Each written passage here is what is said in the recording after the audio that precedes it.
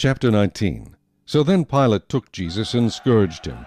And the soldiers twisted a crown of thorns and put it on his head, and they put on him a purple robe. Then they said, "Hail, King of the Jews!" And they struck him with their hands. Pilate then went out again and said to them, "Behold, I am bringing him out to you, that you may know that I find no fault in him." Then Jesus came out, wearing the crown of thorns and the purple robe. And Pilate said to them, "Behold the man!" Therefore when the chief priests and officers saw him, they cried out, saying, "Crucify him!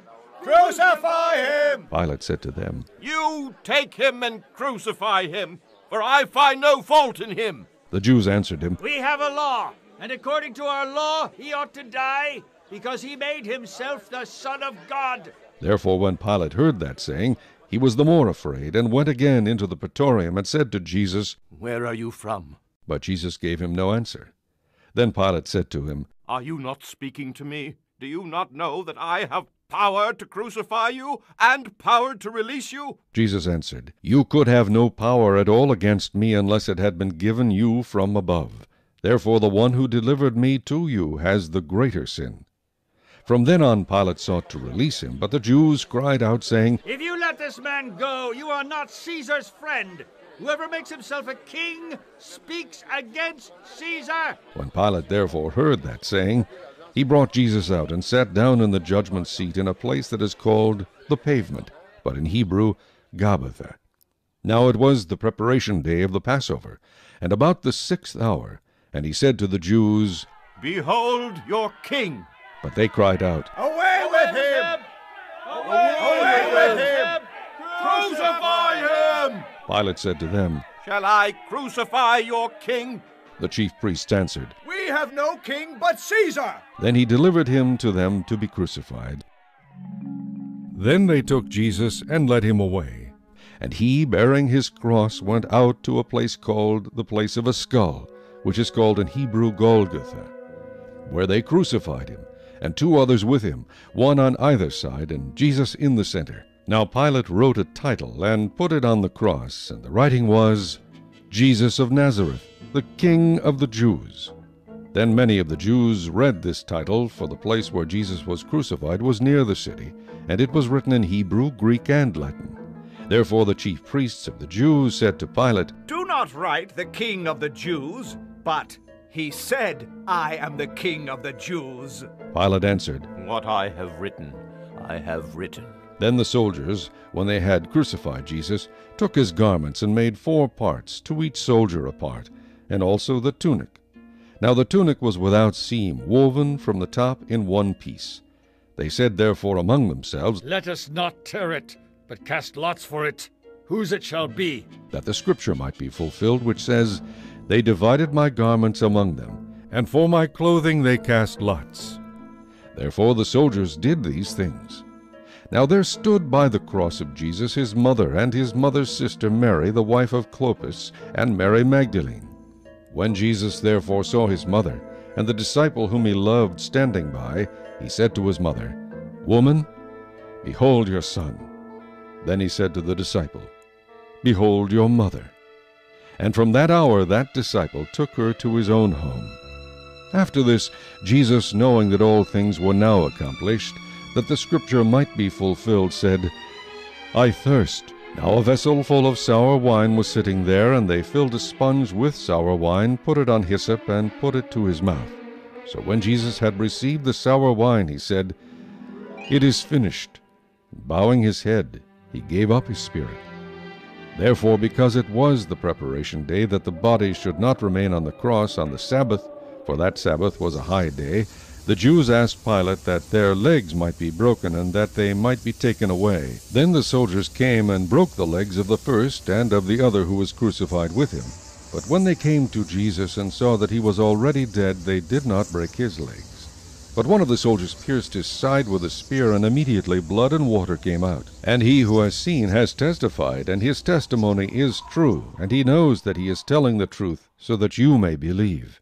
For these things were done that the scripture should be fulfilled, Not one of his bones shall be broken.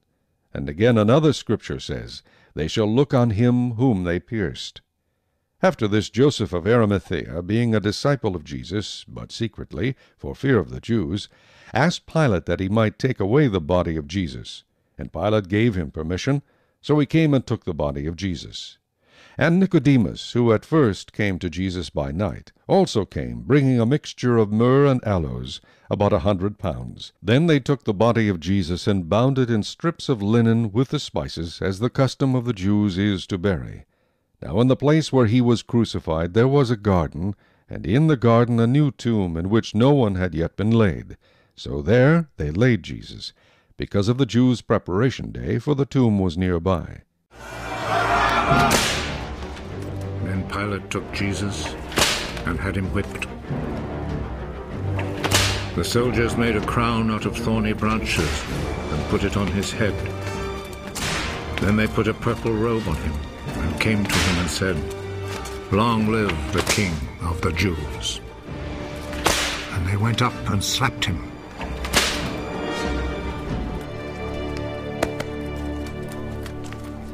Pilate went back out once more and said to the crowd,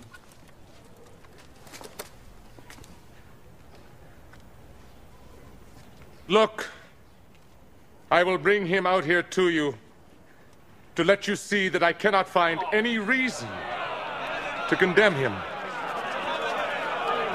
Look, here is the man." So Jesus came out, wearing the crown of thorns and the purple robe. Crucify him! Crucify him!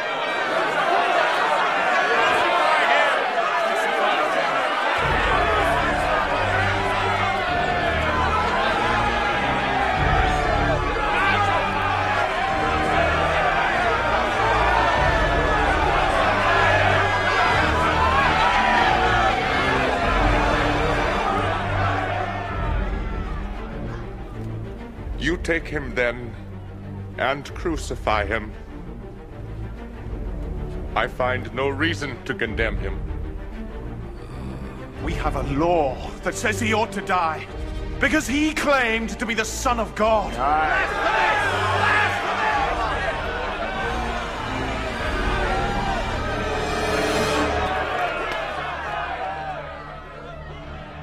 When Pilate heard this, he was even more afraid.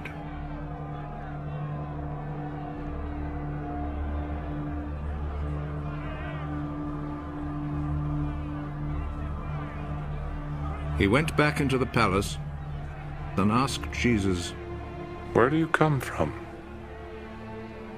but Jesus did not answer. You will not speak to me. Remember, I have the authority to set you free, and also to have you crucified. You have authority over me, only because it was given to you by God. So the man who handed me over to you is guilty of a worse sin. When Pilate heard this, he tried to find a way to set Jesus free. If you set him free, that means you are not the Emperor's friend.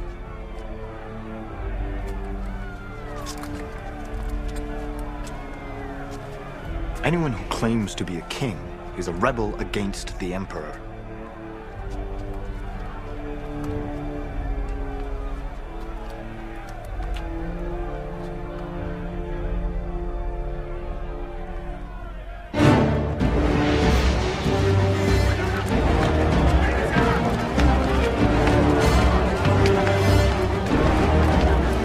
When Pilate heard these words, he took Jesus outside and sat down on the judge's seat in the place called the Stone Pavement. In Hebrew, the name is Gabbatha.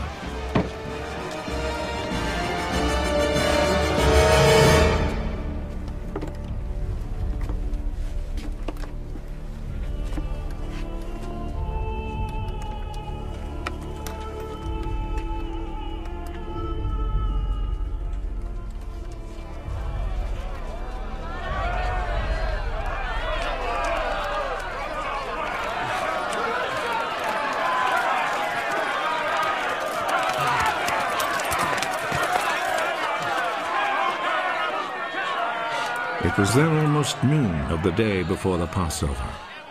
Pilate said to the people, "Here is your king." Kill him.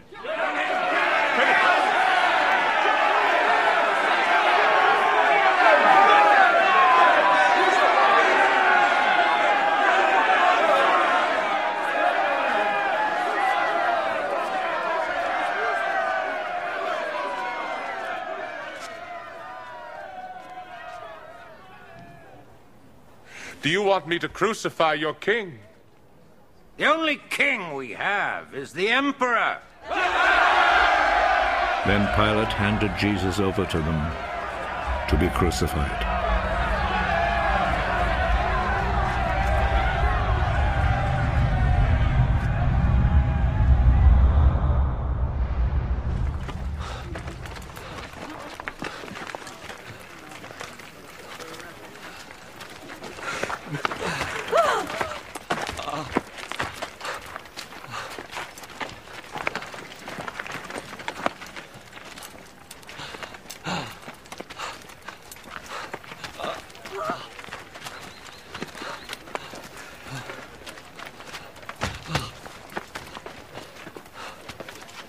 So they took charge of Jesus. He went out, carrying his cross, and came to the place of the skull, as it is called. In Hebrew it is called Golgotha.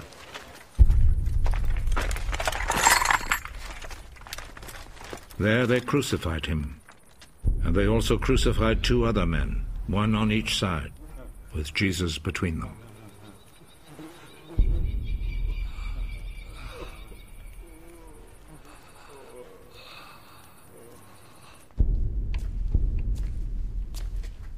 Pilate wrote a notice and had it put on the cross. Jesus of Nazareth, the King of the Jews, is what he wrote.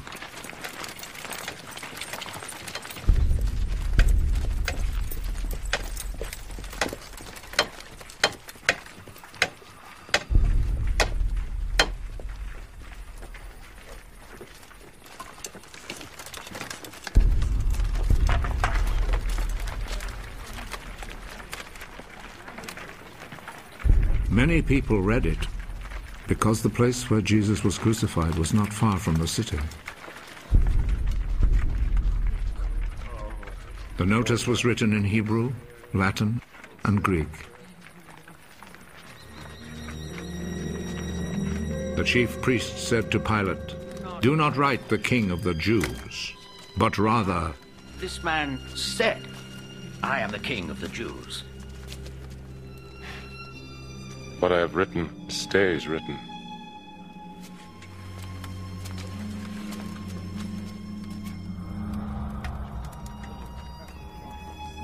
After the soldiers had crucified Jesus, they took his clothes and divided them into 4 parts, 1 part for each soldier. They also took the robe, which was made of 1 piece of woven cloth without any seams in it. The soldiers said to one another, "Let's not tear it. Let's throw dice to see who will get it." This happened in order to make the scripture come true. They divided my clothes among themselves and gambled for my robe. And this is what the soldiers did. Standing close to Jesus' cross were his mother's sister, Mary, the wife of Clopas, and Mary Magdalene. Jesus saw his mother and the disciple he loved standing there. "He is your son."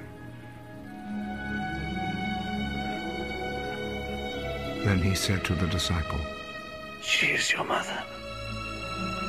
From that time, the disciple took her to live in his home.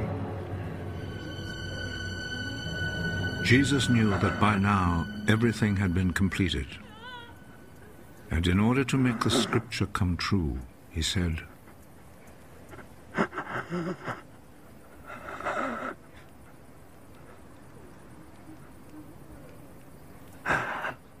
"I am thirsty." A bowl was there, full of cheap wine. So a sponge was soaked in the wine, put on a stalk of hyssop, and lifted up to his lips.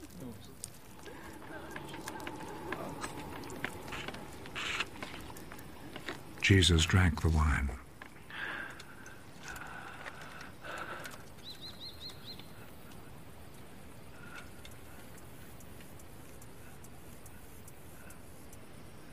It is finished. Then he bowed his head and gave up his spirit.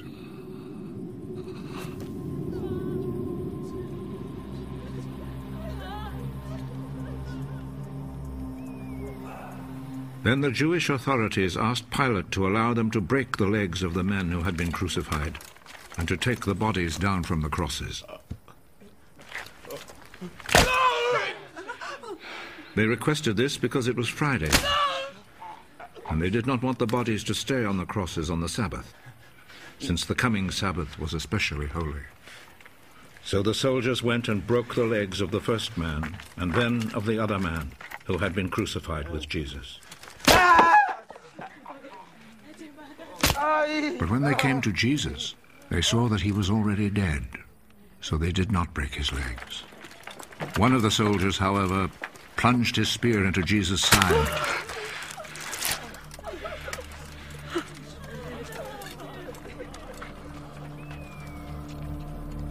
And at once, blood and water poured out.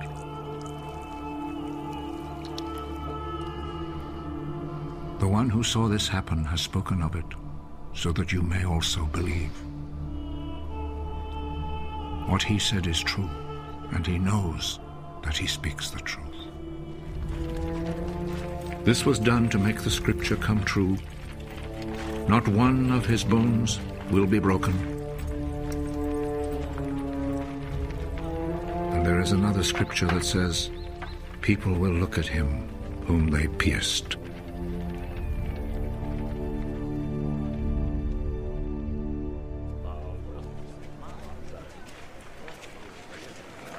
After this, Joseph, who was from the town of Arimathea, asked Pilate if he could take Jesus' body. Joseph was a follower of Jesus, but in secret because he was afraid of the Jewish authorities. Pilate told him he could have the body, so Joseph went and took it away. Nicodemus, who at first had gone to see Jesus at night, went with Joseph, taking with him about 100 pounds of spices, a mixture of myrrh and aloes. The two men took Jesus' body and wrapped it in linen cloths with the spices, according to the Jewish custom of preparing a body for burial.